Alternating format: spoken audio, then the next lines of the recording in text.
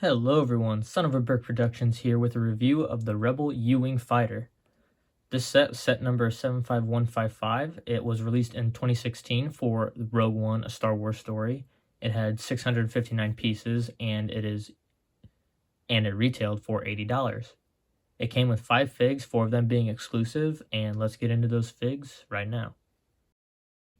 Up first, we'll get the non-exclusive fig out of the way. This is a Rebel pilot who came in a bunch of other sets, I think one of them also being the Y-Wing bomber that came out for Rogue One 2.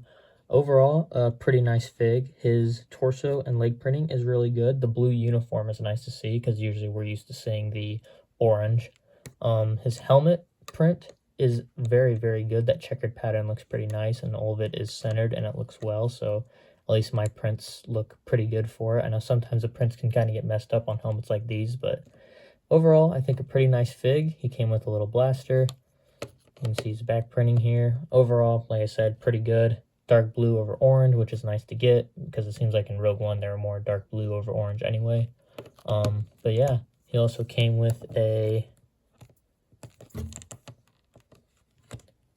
He also came with an alternate face print where he looks, not thrilled, we'll say, probably because he's getting shot down, which is sad, but yeah, so overall pretty nice fig, and let's move on to the next one. Up next we have a fig just called Rebel Trooper. He was one of Saw Gerrera's guys in Rogue One, and I think for a random fig, unnamed fig, he looks pretty good. The torso print is really good. The leg print is pretty good too, and the helmet, although a little odd, we definitely haven't seen anything like that before. I think it fits the fig pretty well, and I think overall this fig looks pretty good. No alternate face print, but overall a pretty good fig, even though he's unnamed. But yeah, let's get on to the next one. Here we got Bistan, who is an alien in Rogue One, and he was the guy in the U-Wing using the side turret when he was going up against the AT-ACTs, so he did get a little bit of screen time, and it's really cool that we actually got this fig in LEGO Star Wars.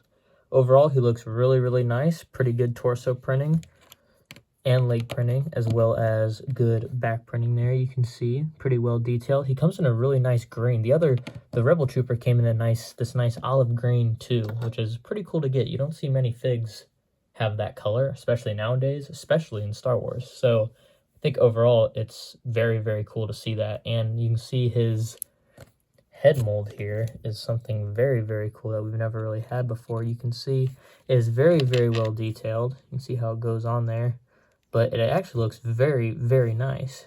He's got a little bit of like a collar kind of thing, which is cool. But yeah, the eyes look good, the mouth looks good, the ears actually, you know what? This is one of the only LEGO figs to ever actually have ears, which is kind of cool to think about. I just thought about that now, actually. Here we got one of the main figures for Rogue One, A Star Wars Story. This is Cassian Andor in his little, looks like a snow, like what Han Solo wore in Empire Strikes Back, like a snow parka or whatever, but it's still a very, very good color. Very good print. You can see he's got like nougat legs with a blue print on it, which looks pretty good. And then you can see his torso print there. You can see his back print here. Also looks pretty good. You can see he's kind of got a hood. The nougat legs are very cool. You don't usually see that too often. And you can see that he has a pretty nice face print with his mustache there and starts of a beard. And his hair, although that hair color technically isn't correct, it came in with a hair color a little darker. I just put that one on because it matches the mustache more. And I think it kind of matches more of the hair color. Also, I couldn't find the other one. It's probably somewhere else. I don't know. He also comes with an alternate face print, which is pretty nice to see, but overall, a really nice fig. And finally, we got the main character of Rogue One, A Star Wars Story, and that is Jyn Erso. Overall, she's a very, very cool looking fig with a brand new hat and hair mold. Her hair and hat combo is actually a dual mold piece, which is pretty cool. We don't usually see that often. You can see it comes with this little microphone thing attached to it, and it comes with those Rebel goggles on top, so that is pretty cool to see. She does have an alternate face where she looks very angry. She also comes with these 2 weapons here. This is kind of like a rod thing, kind of like what the First Order Stormtroopers had, I think. It's kind of like a little rod that like retracted and stuff, and she also comes with a little blaster. You can see that she comes actually with this like Indiana Jones pouch here, which is really cool to see, really cool to get one of those. And it actually also comes with this little felt piece, which I wish LEGO would actually go back to instead of just printing this stuff on it, because this stuff is actually really cool to get, and it makes the figure look a lot better, in my opinion. Here you can see the torso print, which looks very, very good. You can see that there. She just comes with normal black legs, which is kind of boring, but that's okay. And then you can see the back print there too. And here we have the actual U-Wing itself. As you can see, it comes in a really nice white and blue color scheme with some yellow accents, with some stickers you can kind of see throughout the model. You got some on the thrusters back there on all four, and some right there, as well as some on the doors itself. It is longer than a gray base plate, which is really cool, so a pretty sizable model, and it is about, I don't know how tall it is, but tall enough for figures to be able to stand inside that little bay down there. So for the play features, we have the cockpit that, although you can open it like this, it's a little difficult to because it's so deep down in that little crevice there. So if you can't get a good grip on it like this, they actually put this little play feature in where you can, not really a play feature, it's more of just a feature to be able to open it. You just push that and then it opens that cockpit like that, so you can put your pilot in there. As you can see down there, it is a very spacious cockpit. There's actually a lot of room where you can put figures below that if you'd want to put them in there. Although, of course, they would have nowhere to stand. But yeah, very, very spacious cockpit. Usually they're not that spacious, but I guess with the way the build is, they just had to do it like that. You have the doors. You have the doors on the bottom here that can open on both sides, such like that. So of course both sides can open, and then you have these little clips right here that you can put little stud shooters in if you wanted to. I took mine out because I don't like them, but if you want them in, that's perfectly fine. Like I said, there is enough room to sit figures in there and to stand them up. It goes about 4 studs, 5 studs deep back there, so although it'd be a little difficult to put more figs in there, I'd say you could fit max comfortably, quote unquote, probably like 4 or 5, probably more towards 4, but normally you'd probably only fit about 2 or 3 in, which is not too bad. As for other play features, an actual play feature, you actually have 2 stud shooters right here in the front there, you can see right there and there.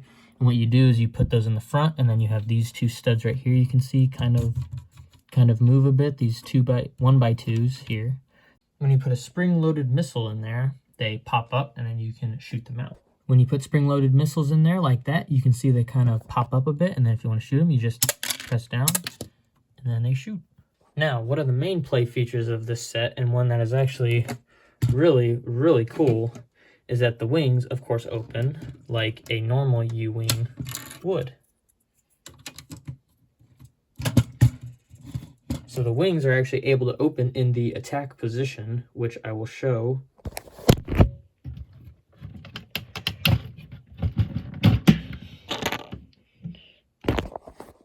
How that happens here. So you can see they use ball hinges and ball joints to connect right there with these brackets, and you can actually pull them all the way back. I can show that here, like that. And then they connect with another ball joint socket right there. So then you can lock them in place with it flying such like that. Of course, that one can't because the wall is blocking it, but you can kind of get the picture. It's also cool because if you want to put them in another configuration, maybe something like that for some reason. I mean, looks pretty cool to me, but you could also do something like that because they can swing back and forth just like the in-universe ship, which is really, really cool. And then you can just close those up right there, and there you go.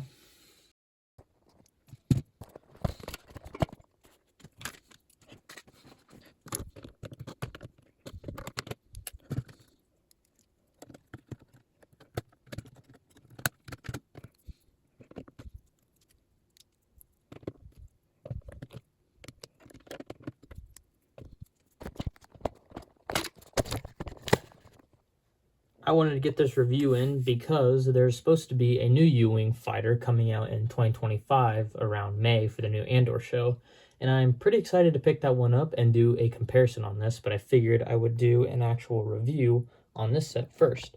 And overall, like I said, it is a very, very nice set. I think it was definitely worth the $80 when it came out back in the day, and I definitely am glad that I picked it up, and I'm definitely glad I don't have to pay over however much it is now, probably at least over 200, I'd say, to get it new, sealed in the box with all the figs and such.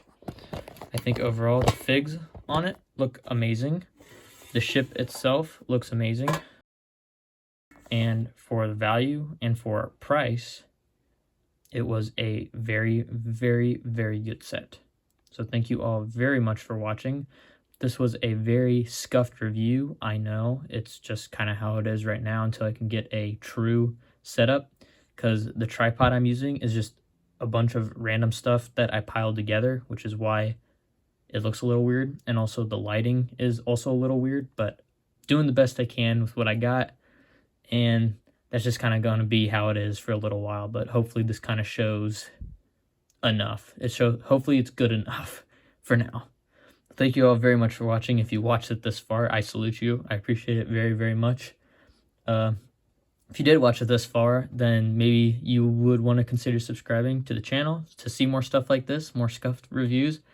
And yeah, like, subscribe, do all that YouTube stuff. Thank you again very much for watching, and I will see you guys all in the next one. Peace out.